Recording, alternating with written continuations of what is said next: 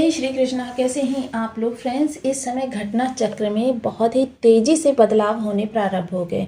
वर्तमान समय में शुक्र जहां राशि परिवर्तन करने जा रहे हैं, वहीं इनके जो लाभ संबंध है वो 5-5 एक साथ निर्मित होंगे। साथ ही एक नवम पंचम संबंध भी निर्मित होगा और साथ ही साथ शुक्र को इस समय काफ़ी ज़्यादा बल मिलने जा रहा है।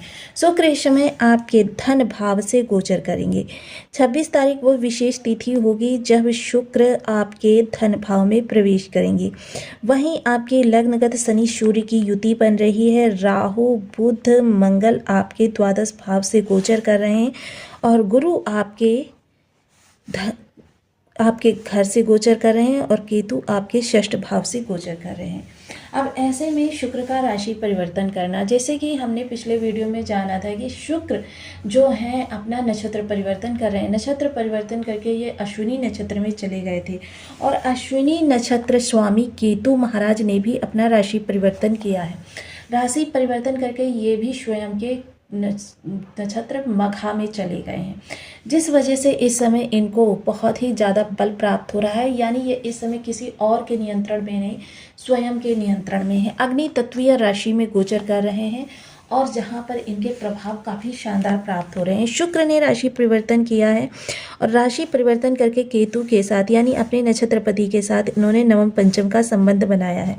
वहीं यदि लाभ संबंधों की चर्चा करें तो देखिए, लाभ संबंधों में शुक्र ने 3 संबंध राहु बुध और मंगल के साथ लाभ संबंध निर्मित किया है और वहीं ये मंगल की राशि मेष में गोचर कर रहे हैं। मेष से इन्होंने संबंध बनाया है गुरु के साथ त्रि-एकादश संबंध निर्मित हुआ है और गुरु ने केतु के साथ त्रि-एकादश संबंध निर्मित किया हुआ है। यानी शुक्र जो है इस समय मेष राशि में काफ़ी सारे बिंदुओं को आपके इंगित करेंगे। सबसे प्रथम बिंदु जो होगा वो रोमांस और रिश्ते होंगे। द्वितीय नंबर का जो बिंदु होगा वो व्यक्तित्व में निखार से जुड़ा हुआ होगा। तृतीय नंबर का जो बिंदु होगा आर्थिक और भौतिक सुखों को इंगित करेगा। चतुर्थ नंबर का जो इनका बिंदु होगा वो कार्य क्षेत्र को इंगित करेगा और इसके अतिरिक्त जो बिंदु होगा वो आपकी स्वभाव का होगा। साथ ही साथ इस समय शुक्र स्वयं के घर को सप्तम दृष्टि के माध्यम से देखेंगे, जिसकी वजह से ये विपरीत राजयोग का भी निर्माण करेंगे। विपरीत राजयोग यानी धन में बैठकर अचानक धन को जागृत करेंगे। काफ़ी सारे आपके जीवन में बदलाव इस समय पर होते हुए देखे जाएंगे। प्रथम बदलाव जो होगा वो आपके जीवन पर बहुत बड़ा प्रभाव डालता हुआ देखा जाएगा, क्योंकि मूल सूत्रधार देखिए, चीज़ें जो होती हैं एक स्थान से प्रारंभ होती हैं और उन्हीं चीज़ों से चीज़ों को विस्तार मिलता चला जाता है। अब सारी चीज़ें, जैसे अगर आप देखिए रहते दुनिया में कहीं भी हैं, लेकिन अगर आपके पिता समर्थ हैं तो फिर क्या होता है, इसका आपके जीवन पर बहुत बड़ा प्रभाव पड़ता है। देखिए आप टेंशन फ्री रहते हैं, आपको एक कहते हैं अंदर से फीलिंग आती रहती है कि सब कुछ ठीक है। लेकिन अगर आपके पिता आर्थिक रूप से सुदृढ़ नहीं है, शारीरिक रूप से कमज़ोर हैं और आपके सपोर्ट नहीं कर सकते, तो देखिए क्या होता है कि आप सशंकित रहते हैं अपनी इनकम के लिए और उन कार्यों को करने के लिए भी बाध्य हो जाते हैं जो कार्य आपके ना करने योग्य हैं। यानी मूल में आपका बैकग्राउंड ही है, बैकग्राउंड आपका स्ट्रांग है। यानी कि आप जानते हैं कि यदि आपकी कोई अप्रिय स्थिति आ गई तो आपको तो घर से मदद मिल जाएगी, जिसकी वजह से आप रिलैक्स रहते हैं और रिलैक्स होकर दुगना फोकस करते हैं उन स्किल्स को सीखने में जो स्किल्स आपको बहुत ऊंचाई तक लेकर जा सकती हैं। यानी कि आपका मूल में आपका बैकग्राउंड ही है, यानी आपके पिता की आर्थिक स्थिति।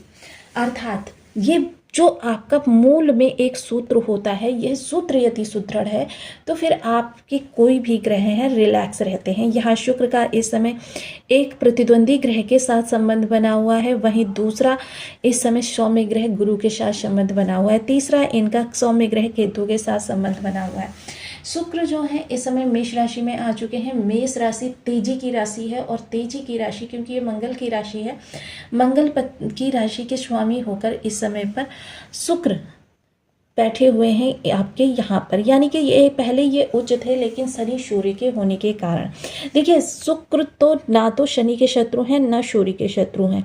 लेकिन यदि 2 मित्रों के पास आप कुछ देने के लिए जाते हैं और उन 2 मित्रों की शत्रुता में फंस जाते हैं तो देना लेना तो भूल जाते हैं, बल्कि उनका ही आपस में निवारण करने लगते हैं। यही कार्य शुक्र के जिम्मे आया मालव्य राजयोग बनाते हुए, लेकिन शुक्र यहाँ पर स्वतंत्र रूप से आ गए हैं और काफ़ी लंबे समय बाद शुक्र अब स्वतंत्र हुए हैं, क्योंकि काफ़ी लगभग 4-5 माह से इनकी किसी ना किसी ग्रह के साथ युति ही बनती चली आ रही थी, जिस कारण से शुक्र अपने स्वतंत्र प्रभाव कभी आपको दे ही नहीं पाए। अब ये जब धन भाव में आए हैं तो ये स्वतंत्र रूप से आपको प्रभाव देने के लिए स्वतंत्र है। तो बने रहिए हमारे साथ इस वीडियो में, एंड तक आपको बहुत कुछ जानने के लिए मिलेगा। वीडियो बहुत ज्ञानवर्धक होने वाला है। यदि आपके लग्न में कुंडली के प्रथम भाव में 12 नंबर बना हुआ है तो ये राशिफल आपके लिए। यदि कुंडली में कहीं भी चंद्रमा के साथ 12 नंबर बना हुआ है तो ये राशिफल आपके लिए। कुंडली ना होने की स्थिति में आप इसे नाम राशि से भी देख सकते हैं। यदि अभी तक आपने अपने इस चैनल को सब्सक्राइब नहीं किया है तो प्लीज़ सब्सक्राइब कर लीजिए, वीडियो को लाइक कर दीजिए, चैनल को शेयर कर दीजिए। इससे होगा क्या कि हमारे आने वाले हर वीडियो की नोटिफिकेशन मिल सकेगी आपको सबसे पहले। एक प्यारा सा कमेंट करना बिल्कुल ना भूलें। कमेंट से हमें बहुत मोटिवेशन मिलता है, हौसला मिलता है और ये पता चलता है कि आप और क्या जानना चाहते हैं।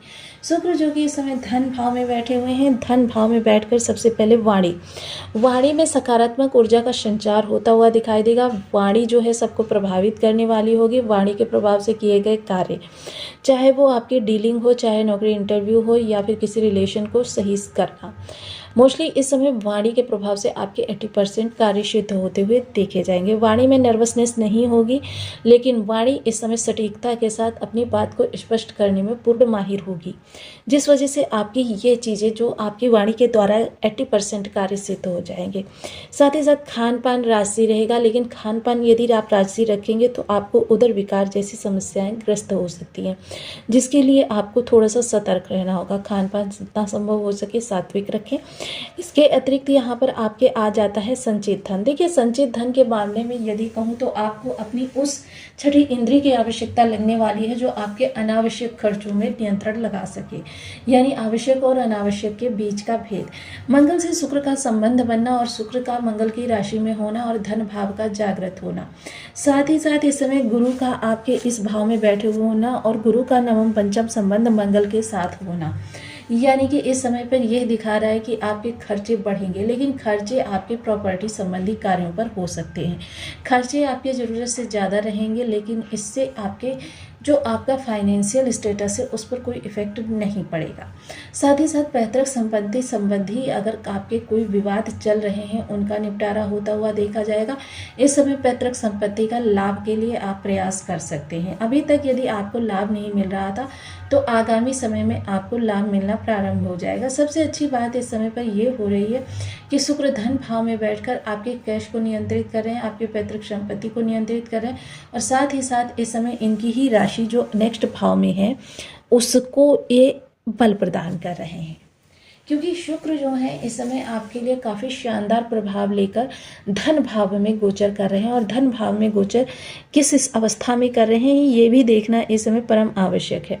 अश्विनी नक्षत्र में होने के कारण इस समय आपके अंदर इम्यूनिटी शक्ति यानी प्रतिद्वंदिता क्षमता बहुत स्ट्रांग रहने वाली है, लेकिन इसका मतलब ये नहीं है कि आप परिस्थितियों से लड़ने की बजाय किसी व्यक्ति विशेष से लड़ने लग जाएंगे।